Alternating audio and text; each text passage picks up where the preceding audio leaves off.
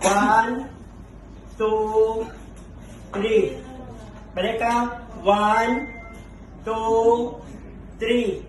Then, mag-close na balik sa rolling.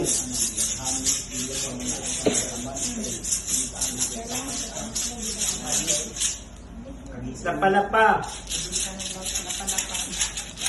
Okay. Then, after that, ang stick daw atong patik-patikon ilabay nato ang bad energy na ginukuha nato sa iya. Then, i-close ang kwan sa pamagitan ng hagod. 1, 2, 3. Andot sa tumoy, and throw the bad energy sa walay.